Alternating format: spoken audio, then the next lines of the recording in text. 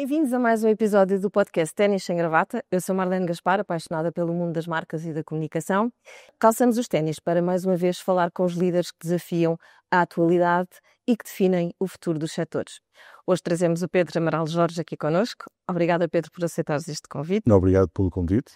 Pedro Amaral Jorge, presidente da APREN, Associação Portuguesa de Energias Renováveis, que representa o setor das energias renováveis em Portugal, e que, com mais de 20 anos de experiência em carreiras internacionais, liderou projetos na área de energia, que ainda lidera, da água, saneamento, investimento, e tens um profundo conhecimento sobre o setor das energias renováveis, e é um bocadinho sobre esse futuro que nós vamos refletir aqui hoje, e uma conversa com ideias que nos fazem pensar um bocadinho sobre este tema tão importante para nós e para a nossa sociedade.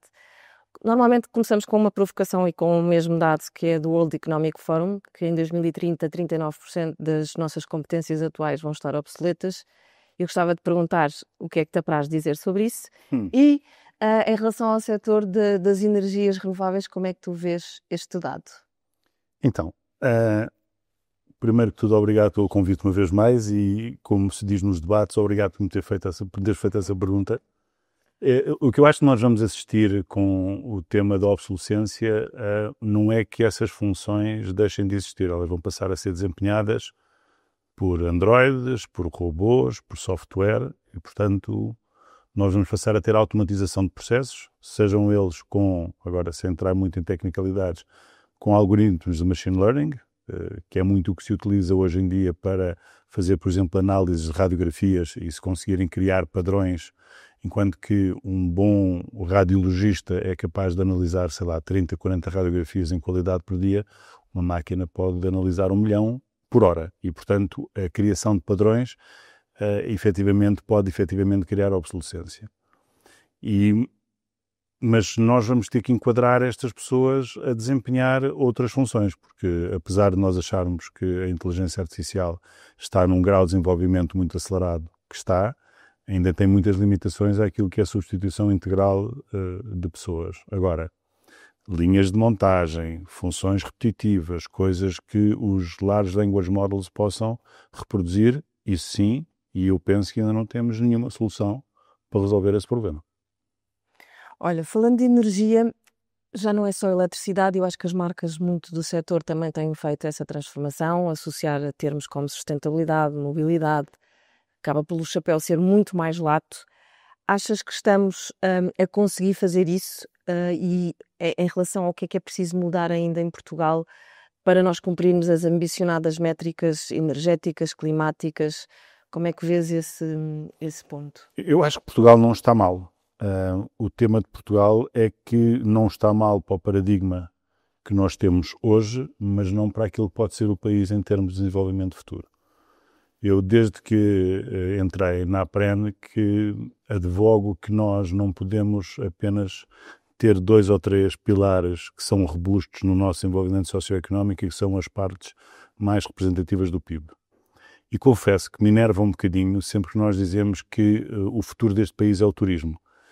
Porque nos coloca numa situação um bocadinho atrasada. O turismo é importante, mas quando nós achamos que a atividade de um país fundamental em termos de exportações ou de desenvolvimento de tecido económico é o turismo, confesso que me deixa aborrecido. E a energia pode ser aqui em Portugal o grande pilar de desenvolvimento socioeconómico e vir a ter nos próximos 10, 12, 15 anos, quer do ponto de vista do investimento que tem que ser feito do lado da geração de eletricidade, de fonte renovável, quer do ponto de vista daquilo que tem que ser os consumos futuros de eletricidade também de fonte renovável.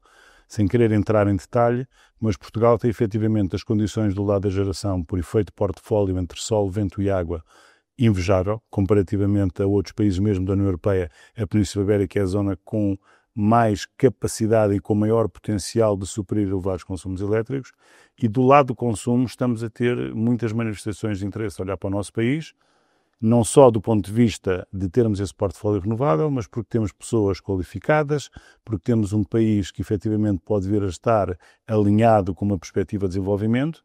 Tem faltado alguma diplomacia económica do lado do consumo, Mas nós temos aqui a possibilidade de criar um vetor socioeconómico muito diferente do turismo, que tem muito mais valor acrescentado, que tem possibilidades de exportação muito diversas, e acho que não estamos a aproveitar esse potencial. O que é que nos está a atrasar em termos das metas? A Comissão Europeia põe-nos metas do ponto de vista de incorporação de energia renovável, quer na produção de eletricidade, quer no consumo final de energia. E, portanto, nessas metas nós estamos bem. Nós, em 2024, em Portugal, incorporámos 80% de energia renovável na produção de eletricidade e já estamos acima dos 28% da eletricidade como consumo final de energia. Agora, não só para cumprir os acordos de Paris, que assinámos em 2015, não só por uma questão climática. Hoje, o tema da energia é um tema geopolítico, é um tema de soberania política, é um tema de competitividade das empresas, é um tema de qualidade de saúde pública para reduzir a poluição nos centros urbanos e, portanto, há aqui um conjunto de papéis que a energia tem que desempenhar. O que nós temos que fazer é continuar a atuar na diplomacia económica para atrair investimento para este país do lado do consumo e, paralelamente, investir no lado da geração e no lado das redes. E nós temos, essencialmente, 6 desafios fundamentais que temos que ultrapassar. O primeiro é que temos que promover a eletrificação dos consumos de energia. Ou seja, as pessoas, as famílias, as pessoas, as empresas têm que eletrificar os seus consumos. E se, efetivamente, isso não for possível per se, nós temos que, quer com projetos de financiamento apoiados pela União Europeia ou mesmo com políticas fiscais, incentivar a eletrificação dos consumos. Porque isso é a forma mais rápida de, no fundo, nós eliminarmos a dependência de gás natural, de petróleo, e passamos a ter um controle e uma previsibilidade sobre, na realidade, os preços que vamos pagar de energia no futuro. Vamos ter que eletrificar consumos, quer domésticos, quer de mobilidade, quer industriais. Portugal está com muita apetência para receber aqui representações muito grandes de aumentos de consumo de energia. Se tivermos os data centers, se tivermos o aço verde, se tivermos o amoníaco verde para a produção de fertilizantes não poluentes, tudo isto vai aumentar o consumo. Portanto, a eletrificação dos consumos é a primeira, a aceleração do licenciamento e a simplificação é a segunda. Agora vou entrar aqui num jargão, o desenho do mercado elétrico, ou seja, a forma como as pessoas e as empresas compram eletricidade tem que mudar, porque eu hoje se eu consigo fazer um pacote com qualquer operador de telecomunicações com um preço fixo de acesso à rede móvel de 2 anos, não há motivo nenhum, se toda a minha fonte de eletricidade for de fonte renovável, que eu não consiga fazer o mesmo tipo de contratos a 2 anos de preços fixos. E temos que conseguir dar esse passo. Portanto, aumento dos consumos, eletrificação dos mesmos, licenciamento, desenho de mercado. Depois temos 3 coisas que são fundamentais. Eu não consigo escoar eletrões se não tiver uma rede elétrica. Portanto, não adianta nada eu aumentar só a geração e aumentar só o consumo se a rede elétrica não acompanhar o seu desenvolvimento, e isso tem que ser feito quer na rede elétrica de transmissão, quer na rede elétrica de distribuição. Depois vamos ter que gerir a utilização do território de forma racional, porque todos os interesses económicos, felizmente, numa democracia liberal, têm direito a competir por território. Portanto, o turismo, a agricultura, uma particular espécie de agricultura não homogénea em todo o país, os vinhos, os turismos de habitação, a energia, tudo isso vai disputar território. E nós temos que aprender a ter formas de integrar isto e não de segregar. Não pode haver guetos de energia. Ou seja, eu não posso ter ali uma central renovável e aqui é que tenho agricultura. Não, eu vou ter que integrar isto. O agrofotovoltaico é uma realidade, a utilização de parques ou de terrenos onde estão centrais eólicas de produção de eletricidade para integrar com outras atividades como pastorícia, tudo isto tem que ser integrado. E nós temos que caminhar na utilização do território, não segregar, não criar guetos, integrar. Vamos ter que envolver as comunidades e compensá-las, porque o território é afetado dessa forma. E vamos ter que promover a literacia energética, porque há muita desinformação naquilo que se diz às pessoas. Eu confesso que sozinho rio-me quando vejo pessoas a pensarem que a solução é o nuclear ou que é o gás natural que vai resolver este problema. Estão absolutamente enganadas, não vai ser isso de todo. E, portanto, isso é outra componente fundamental, é explicar às pessoas porque é que não pode ser assim e porque é que são as renováveis, com o desenvolvimento da rede, com a flexibilidade do sistema, que vão permitir dar este salto quantitativo de previsibilidade de preços e também desenvolvimento socioeconómico. E depois, no fim, vamos ter que fazer uma coisa que até há 1 ano e meio eu achava que era importante, mas que não era determinante, que é comunicar. Comunicar hoje é o que vai poder ter mais ou menos impacto na forma como governantes, políticos no sentido de elaboração de políticas públicas e entidades podem efetivamente estar mais ou menos à vontade para acelerar ou desacelerar toda esta transição. Porque é muito fácil criar buzzwords, perdão-me o anglicismo, e dizer que determinada situação de renováveis é isto, ou porque destrói árvores, ou porque afeta território, mas depois nunca ninguém quer ver a história completa, não querem ver como é que os centros eletroprodutores podem efetivamente preservar a biodiversidade ou restaurar ecossistemas, voltar a soluções autóctones de terrenos que na realidade passaram por processos agrícolas forçados e quando voltam à sua base natural, quer do ponto de vista de fauna, quer do ponto de vista de flora, conseguir efetivamente restaurar o seu ecossistema natural, e tudo isto tem que passar a ser comunicado. E tem que ser comunicado também numa linguagem simplificada, portanto, consumo, licenciamento, desenho de mercado, redes, utilização do território, comunidades e comunicação. São os fatores mais desafiantes neste momento para nós conseguirmos chegar às metas. Nós já estamos nas metas, mas o que nós podemos vir a fazer no futuro, se conseguirmos com isto atrair investimento para consumo de energia renovável e para produção de energia renovável, a gente pode ter aqui um salto quantitativo de mais de 20% do PIB. Falaste aí das duas coisas super relevantes e que também, tocando um bocadinho aqui a nossa brasa à nossa sardinha da comunicação, é difícil comunicar quando há falta de literacia energética e quando, efetivamente, e temos muitas conversas até sobre isso, o setor energético tem essa responsabilidade também de ajudar a ser pedagógico, a educar, porque o cidadão se calhar podia fazer mais também se tivesse mais conhecimento. Numa linguagem que é difícil de assumir e que muitas vezes é quase o consumidor diz, explica-me como se eu tivesse 4 anos o que é que eu tenho que fazer, ou o que é que eu ganho com isso, é preciso também exigirmos, se calhar, mais em termos de governance, que essa comunicação seja mais clara, seja muito mais transparente, ou como é que se adota. Esse é um grande desafio e era uma pergunta que eu tinha porque tu és engenheiro de formação, e tens também esta responsabilidade de comunicar estas ideias mais complexas. Não é que as ideias não são complexas, mas a linguagem não é entendível para todos, porque nem todos temos esse conhecimento da componente energética. O que é que tu achas que é fundamental ou qual é que seria o segredo?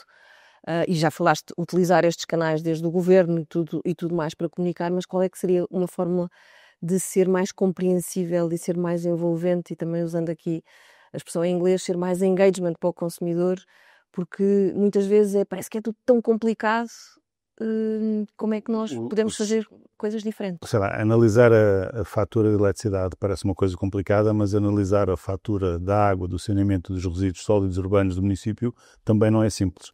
Eu acho que efetivamente nós temos que criar, no fundo, ferramentas para ajudar as pessoas a interpretar isso. No caso, por exemplo, da escolha de comercializadores de eletricidade, a ERSE já o faz. Mas o tema aqui da comunicação é que nós temos que simplificar os conceitos para que as pessoas consigam perceber, no fundo, toda a cadeia de valor de como é que isto se passa e não única e exclusivamente naquilo que é o valor final. Eu vou dar um exemplo concreto. Nós temos sempre, em Portugal, um conjunto de opinion makers que dizem que a eletricidade em Portugal é a segunda mais cara da Europa ou a terceira. Se eu olhar para o Eurostat, eu vou ver que a nossa eletricidade é provavelmente das 5 mais baratas da Europa no setor industrial e deve estar abaixo do meio da tabela, quer da União Monetária, quer da União Europeia, e atrás de Espanha do ponto de vista de consumo doméstico. Porquê é que a tarifa final não reflete isso? Porque há outras componentes da tarifa. Eu na tarifa tenho a componente da energia, tenho a componente das redes, tenho a componente dos impostos, e depois tenho a outra componente dos chamados política energética. Nós, felizmente, fomos pioneiros em implementar quer a hídrica, porque tínhamos condições para isso, quer a eólica no final dos anos 90, e obviamente, à data, tudo aquilo tinha um mecanismo de precificação e de condições de captar investimento privado para que fosse execuível, que são diferentes das que temos hoje. Portanto, quando nós olhamos para o futuro, a componente de energia em Portugal vai ser das mais competitivas da Europa, a par com Espanha, mas temos outros temas de rede que temos que resolver.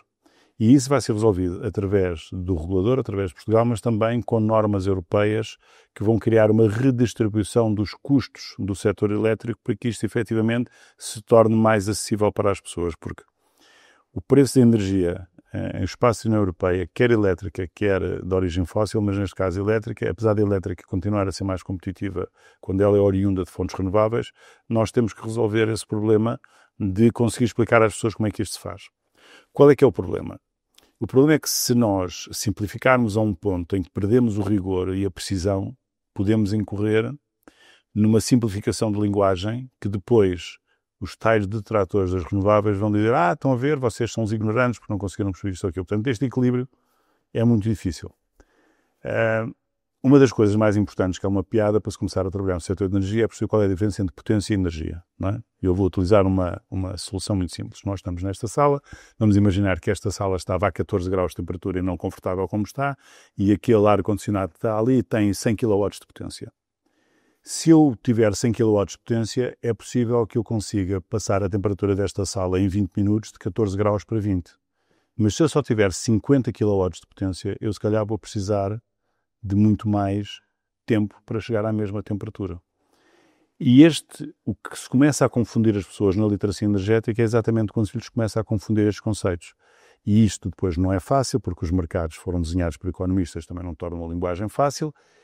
O nosso papel é tentar simplificar sem perder o rigor e a precisão daquilo que é possível para que as pessoas não confundam conceitos.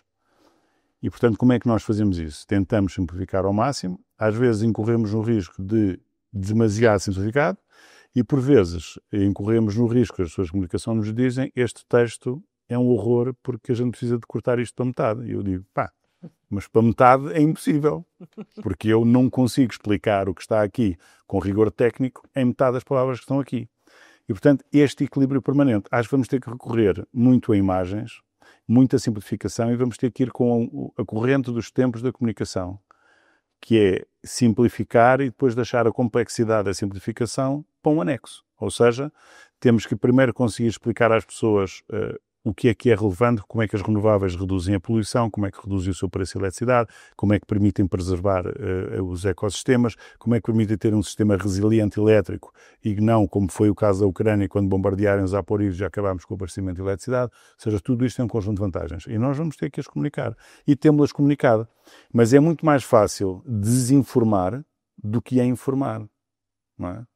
Porque desinformar basta dizer, não, Portugal tem a eletricidade mais cara da Europa, ou a segunda mais cara. E depois nós vamos ter que explicar, mas não é, ou é que não é, porque tem aqui os dados do Eurostat, e tem aqui o relatório da ERSE, pronto, e as pessoas não querem saber disso. Sim. E, portanto, esse é o desafio permanente. Agora, que não há forma de nós acelerarmos a transição energética sem termos uma estratégia de comunicação eficaz, não há. Porque isto vai passar por inverter a lógica da transição energética.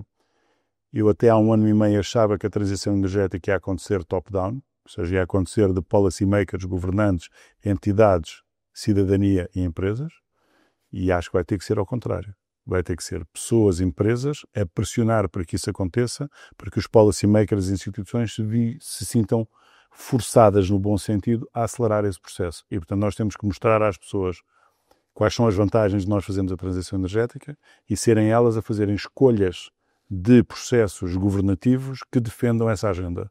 E isso tem uma receita muito básica, é nós comunicamos, fazemos uma sondagem de opinião, publicamos os resultados, passado 1 ano fazemos outra sondagem de opinião e vemos se a nossa comunicação está a chegar às pessoas, às empresas, por forma a que elas percebam que, de facto, a alternativa a renováveis, neste momento, nos próximos 20, 30 anos, para a independência energética, a redução da poluição, preservação da estrutura socioeconómica europeia com previsibilidade dos preços de energia e aumento da competitividade das empresas, não tem alternativa. Só pode ser assim.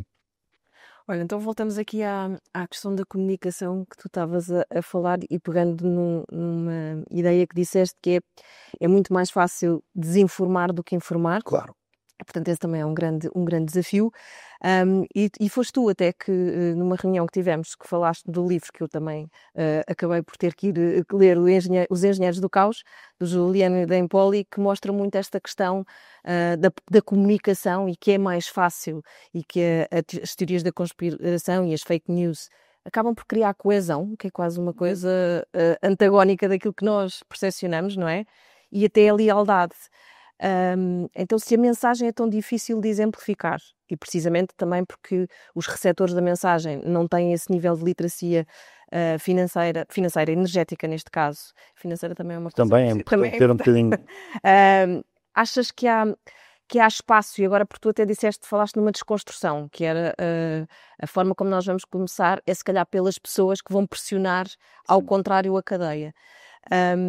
Hoje eu estou absolutamente convicto que tem que ser assim. E achas que essa lógica, em termos de comunicação, há espaço para usar esses canais de... Não é teorias de inspiração, porque nós temos a responsabilidade de comunicar e comunicar bem, e tu próprio disseste, temos que ter esse desafio, mas o que é que nestas teorias, o que é que nós aprendemos que se calhar nos faz desconstruir aquilo que nós achávamos que era o ciclo correto, ou o by the book, como tínhamos que fazer, começar pela governance e agora temos que se calhar repensar. Eu vou dar aqui um outro exemplo de um outro livro muito divertido, que é para tirarmos um bocadinho o peso disto. O Harari, no Nexus, a determinada altura, acho que é no capítulo 2 ou 3, diz que a primeira rede social que foi criada foi a Inquisição.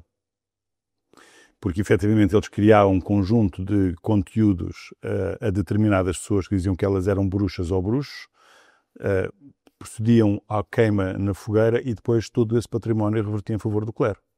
E, portanto, a primeira grande rede social, segundo a opinião dele, foi a Inquisição da Igreja Católica. Passando o respeito pela religião à parte, como é evidente, estou a citar, o que eu acho que nós percebemos em 2016 com o Brexit, e com a eleição do Trump, e com o Cambridge Analytica, e com as declarações da Google, e com os data points que o Facebook começou a ter, é que, efetivamente, os mediadores da comunicação perderam o seu espaço. Não do ponto de vista da qualidade do que podem apresentar, ou seja, os chamados comentadores, mas porque é muito difícil comentar a todo o tempo sobre tudo. E nós começámos a apostar muito nos comentadores generalistas, e, portanto, uma pessoa que sabe de história da arte, não dificilmente, se for muito especialista, vai saber de energia, ou vai saber de medicina, ou vai saber do que for. E, portanto, o tema é que temos que ter os mediadores da comunicação devidamente informados, mas temos que chegar às pessoas, não do ponto de vista da ética que foi usada nestes processos, mas do ponto de vista da mecânica. Ou seja, ali, o que quer o Trump, quer o Sr. Trump, quer o que foi feito pelo Cunningham no Brexit, foi chegar a perceber os data points que cada pessoa tem de preferências e conseguir fazer chegar a comunicação da forma em que ela melhor compreende e com a qual sente mais empatia. Há um passo até aí que é ético, depois há um passo daí para a frente que, na minha opinião, não é ético. E o que nós queremos fazer é utilizar não a ética, a não ética do processo, mas a mecânica do processo, que é conseguirmos fazer chegar a uma segmentação de pessoas, pelo seu perfil demográfico, pelas suas aplicações literárias, pelo género, pela idade, o que for, e conseguir perceber que mensagens é que, dentro daquilo que são os factos, mais facilmente podem ser captadas para que se consiga criar essa ponte de comunicação. Porque se eu não conseguir criar empatia com o meu receptor, eu não lhe consigo comunicar nada, porque a partir da mensagem está negada. E, portanto, este passo que nós temos que fazer é primeiro criar empatia de explicar os conteúdos na linguagem que as pessoas entendem, e se eu consigo no Facebook, por cada user, ter 32 data points, então não me vai ser difícil, com 25, eu conseguir arranjar as minhas segmentações de comunicação. E, portanto, eu posso ter conteúdos segmentados, no limite, por pessoa. E nós nunca utilizámos essa ferramenta. Porque, como estávamos do lado bom da história e estamos, ou seja, temos todo um conjunto de externalidades positivas aqui, nunca nos passou para a cabeça que isso fosse necessário. E eu, na minha opinião, hoje, isso é absolutamente necessário, porque essa mecânica de comunicação é absolutamente fundamental. Vamos poder prescindir da imprensa, da televisão? Claro que não. Mas os mediadores de informação têm que ser pessoas especializadas no setor. Porque senão elas não vão conseguir perceber muitas das coisas que dizem. Até porque as pessoas também mudaram a forma como consomem a informação. Claro. Portanto, a forma, o lugar, Claro. a pesquisa, e por isso também temos que nos adaptar. Mas eu com isto não estou a dizer que o jornalismo é absolutamente fundamental, mas, como eu costumo dizer, nós temos que fazer, sei lá, vou dar aqui um exemplo sem ferir suscetibilidades, temos que fazer muito coisas tipo Ezra Klein no New York Times, não é? Porque se não for aquele nível de jornalismo, não dá.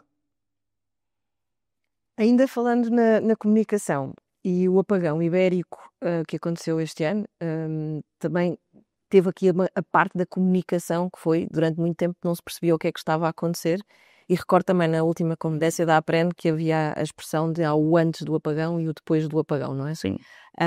Como é que nós conseguimos construir, manter a rede de confiança entre os operadores, os reguladores, os produtores e nós como consumidores, neste contexto de energia limpa e descentralizada que está a crescer cada vez mais, porque foi um marco que todos nós sofremos e agora tememos, não é? Porque estamos sempre à espera de que pode voltar a acontecer.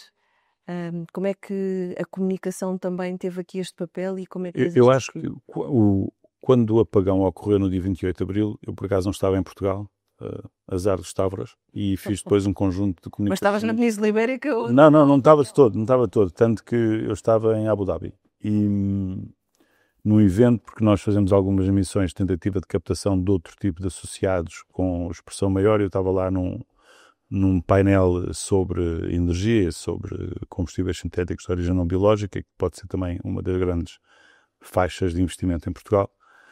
E, portanto, aquilo acontece, eu comecei a receber WhatsApps com uma quantidade de informação, até que de repente deixei de receber WhatsApps, porque as pessoas da Vodafone foram os primeiros a ficar sem telecomunicações. Curiosamente, acho que a Mel foi o último que ainda conseguiu, ainda tinha um número Mel.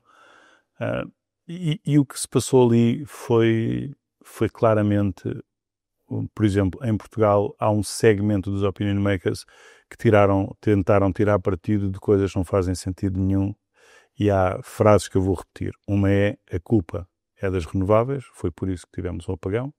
Nem se sabia se tinha sido em Espanha ou não. Segunda, que é uma frase emblemática, que é: se os engenheiros da REN e da EDP me tivessem ouvido, o apagão nunca teria acontecido. Ou isto foi uma nuvem que passou por cima de um painel fotovoltaico e reduziu a potência, ou seja, um conjunto de disparates que não tem sentido nenhum. Começou a fazer-se a investigação, quer com a ENTSOE, quer com a AESER, percebeu-se, ou seja, já se percebeu o que é que aconteceu.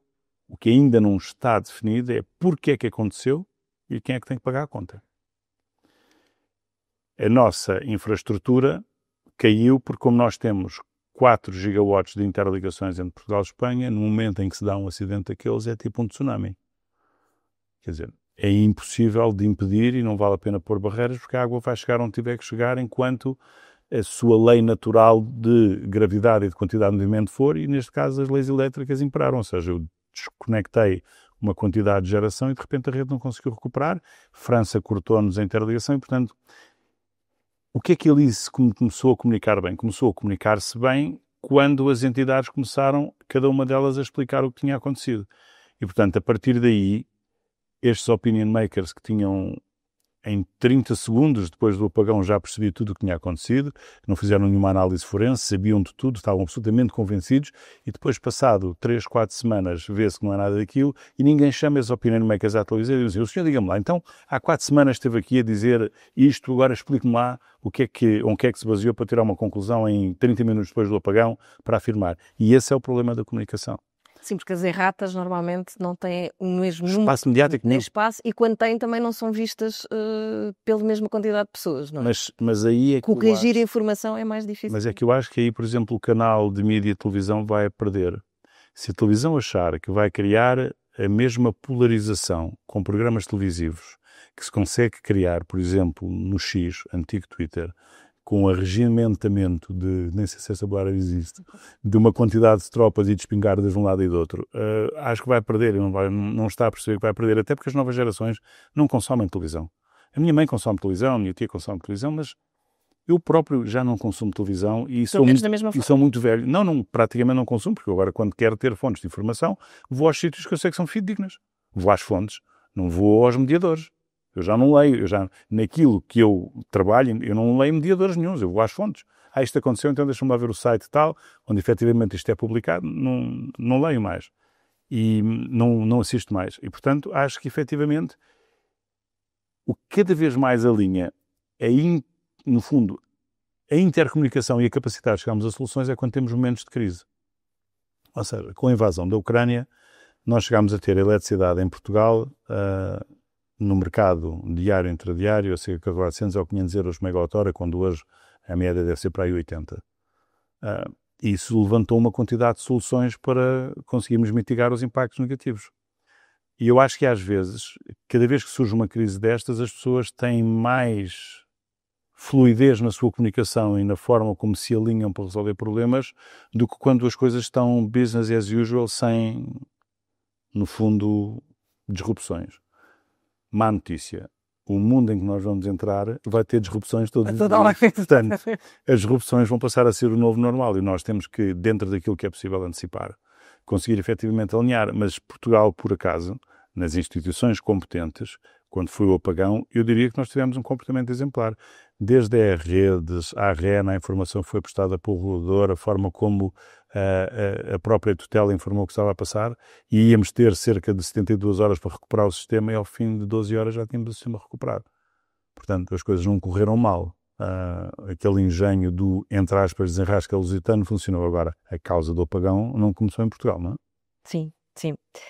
Estavas a falar que foi importante, ou que neste caso até correu muito bem, que todas as entidades acabaram por resolver de boa forma, e tu, ao liderares a APREN, de certa forma lideras uma rede de lideranças, não é? Porque no fundo é uma associação que acaba por ter vários associados. E gestão de stakeholders. Então, que características é que tu consideras essenciais, estamos a falar de liderança nesta conversa, para manter todos alinhados num propósito comum? Porque cada associação, cada instituição representa um interesse também próprio e depois temos o interesse comum. Que características é que tu enalteces e, se calhar, quais são os teus maiores desafios nessa questão? Eu acho que os maiores desafios são sempre nós chegarmos à obtenção de um denominador comum, que não é o ponto ótimo para ninguém, mas que é suficientemente satisfatório para o grupo e para a coletividade. E isso não é uma coisa fácil. Eu vou dar um exemplo concreto. Quando eu entrei na APREN, havia muito risco de nós pensarmos que podia haver uma desagregação por tecnologias, ou seja, que o fotovoltaico iria ter a sua própria associação, ou os eólicos iriam formar a sua própria associação, e na altura nós já tínhamos o pacote de energia limpa para todos os europeus. E quando nós começámos a perceber as alterações legislativas e o que é que a transição energética estava a buscar, que era nós conseguirmos substituir claramente a energia fóssil na produção de eletricidade, por exemplo, o descomissionamento do carvão em Sines ou no Pego, rapidamente se percebeu que aquelas tecnologias iam todas unir-se e que, efetivamente, com a policy ou com a política ou com a legislação a permitir a hibridização destas tecnologias, ou seja, eu ter uma central renovável de produção de eletricidade que posso ter eólico com fotovoltaico, ou fotovoltaico com hídrico, ou hídrico com eólico, que eu deixava de ter um tema de tecnologias. E, portanto, o que eu passava a ter era um tema de centrais eletroprodutoras renováveis com muito mais horas de funcionamento por ano. Chegar aí não foi fácil, mas isto tem que ser explicado passo a passo. Mas a criação de denominadores comuns, de objetivos comuns, em que eu consiga identificar o maior número de, no fundo, empresas e lideranças que entendem e que concordam que o caminho tem que ser por aqui. E isto implica comunicação, gestão participativa, busca de opiniões, apresentação de argumentos racionais e técnicos e não apenas de eu penso ou eu acho, não é? É preciso demonstrar os casos. Muita interação com todos os stakeholders, quer nacionais, quer europeus, para que nós tenhamos sempre a fonte de informação mais recente possível e com isso consigamos, no fundo, estar a trilhar este caminho de alinhar, porque neste momento continuam a haver, no fundo, interesses que não são comuns a todas as empresas ou a todas as instituições, mas acho que quanto maior for o denominador comum, mais fácil é alinhar esses interesses. E, portanto, grande parte do meu trabalho é procurar criar ferramentas para que eu consiga maximizar o tamanho desse denominador comum. Então, aproveitando esse gancho, e sendo nós uma empresa de origem espanhola, os meus colegas dizem sempre qual é que é a carta que tu escreves aos Reis Magos. Eu acho que nós funciona melhor escrever uma carta ao Pai Natal. Mas como é que tu, em termos de energia, qual era a carta ao Pai Natal que tu escreverias e um bocadinho o teu objetivo? Sendo que já falaste nesse, de encontrar um denominador comum e para o qual todos contribuem. Não, mas um concreto, ou seja, para 26 e 27, eu acho que o que eu pediria ao Pai Natal era que nós conseguíssemos, aumentar a eletrificação dos consumos, 2, estabelecer claras as regras de contratação de eletricidade a prazo para beneficiar quer pessoas, quer empresas com preço a longo prazo e também permitir aos geradores apostarem no investimento e permitir que a rede elétrica consiga demonstrar ao regulador que as redes são precisas. E a segunda era claramente um bocadinho mais para a frente, no dia temos 26, 27, que nós consigamos efetivamente estabelecer aqui uma simplificação concreta dos processos de licenciamento, quer do lado das empresas que vêm consumir eletricidade, quer do lado das empresas que pretendem produzir eletricidade. E depois não só a eletricidade, mas toda a cadeia de valor para jusante com os combustíveis renováveis de origem não biológica. Liderar então um setor de energia que já falámos e nesta conversa se percebe que é tão exigente, agora no campo um bocadinho mais pessoal, e porque tu és uma pessoa extremamente informada, mas tens que ter outros pontos de equilíbrio para além de ler ou reler ou de ouvir muita informação.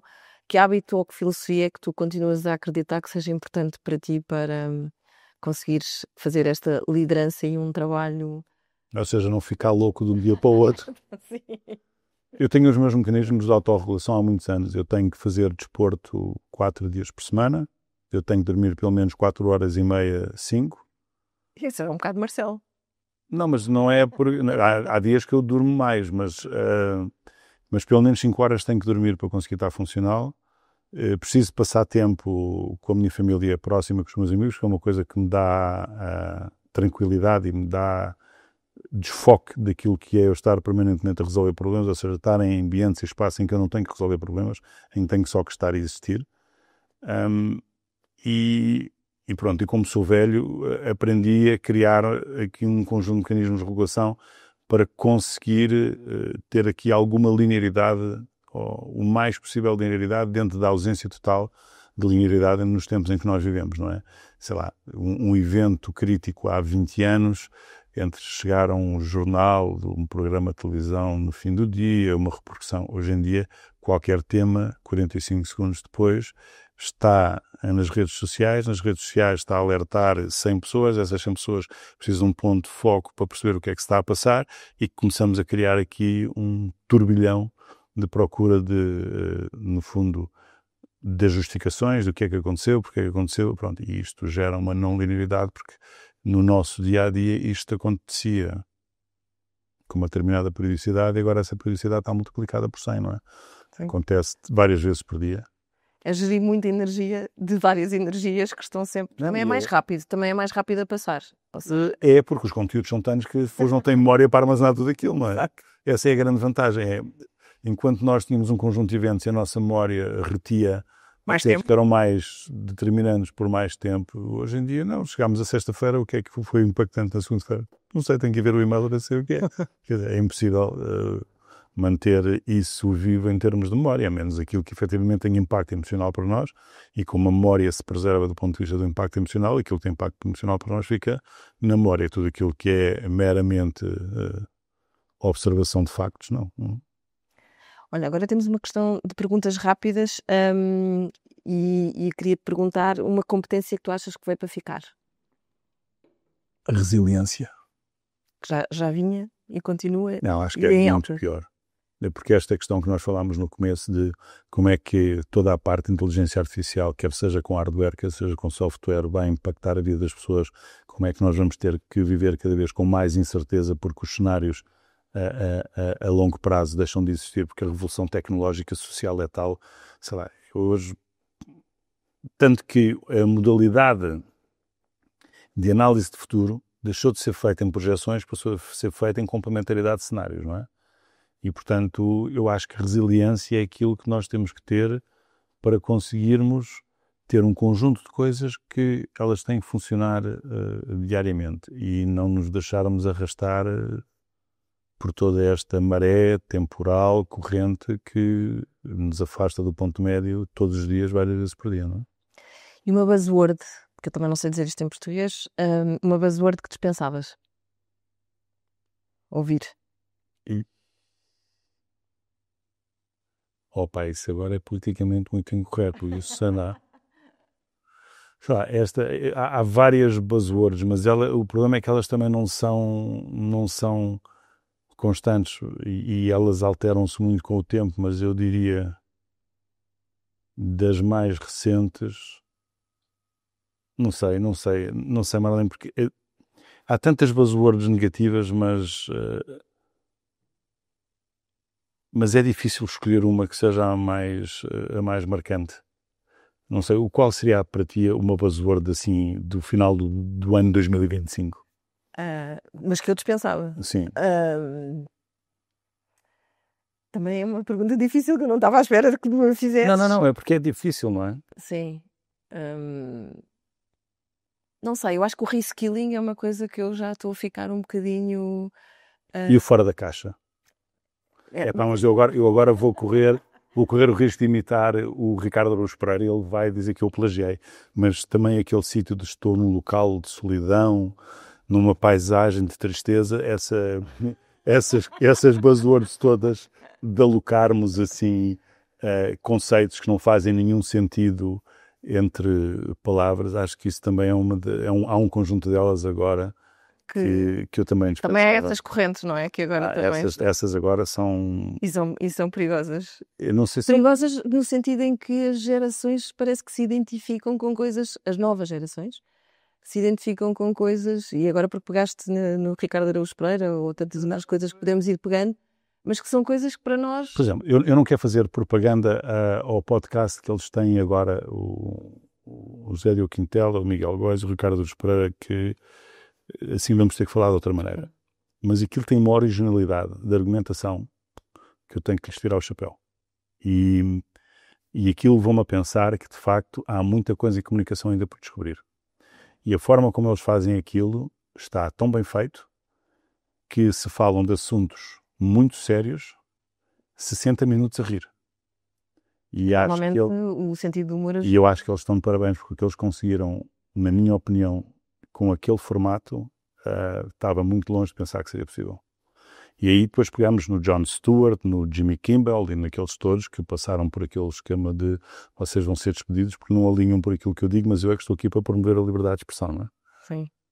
E a liberdade de expressão eu acho que este ano acabou por ganhar uma visibilidade até também pelo episódio que aconteceu nos Estados Unidos, não é? Sim, o Jimmy Kimmel, não, aquilo é absolutamente brilhante. Ser despedido num dia e passar de 48 horas a ser reenquadrado, não é? Olha, e se calhar a marca que mais admiras, eu diria, então, estes podcasts que tu ouves... Não, isso não. Tenho marcas por coisas. Então, a marca desportiva que eu mais admiro chama-se Roger Federer.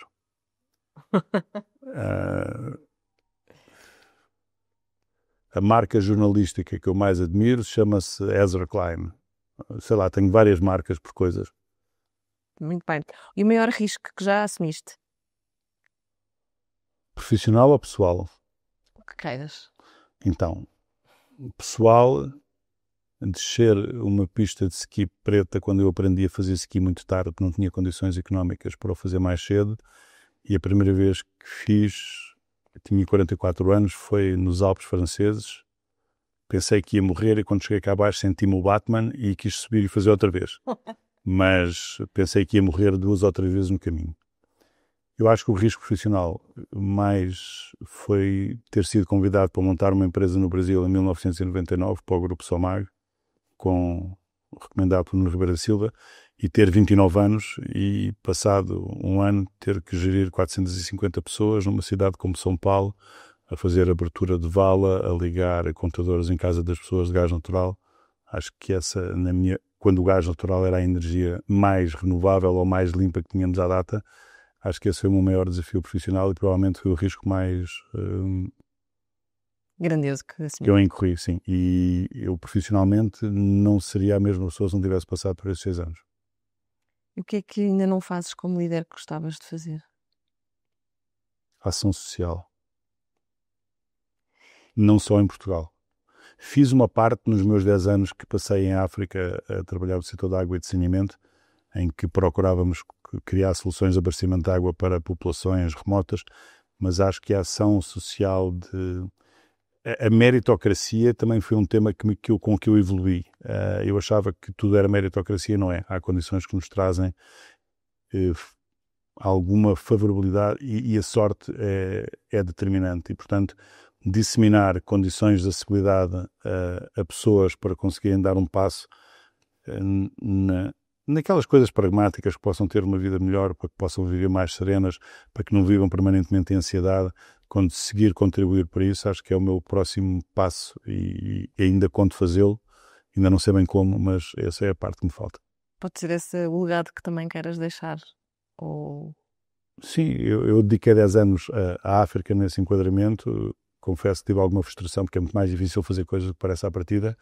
E o legado tem sempre muito a ver, não como nós nos vemos a nós próprios, mas como as pessoas nos viram nas trajetórias. Portanto, é muito difícil dizer qual é que vai ser, se é que vai ser algum meu legado. Acho que na minha família direta vou deixar algum, porque acho que consegui ter a sorte de ter um enquadramento familiar muito, muito favorável. Mas legado é sempre uma coisa que só fica, no fundo, na interpretação dos outros. Na nossa é muito difícil, não é? Pedro, obrigada pela clareza e pela generosidade com que partilhaste aqui estas reflexões hoje. Foi um privilégio conversar contigo sobre este futuro da energia, da liderança do impacto social. Nós voltaremos para falar com outro líder, mais uma vez de ténis, e vamos ver se trazemos a gravata.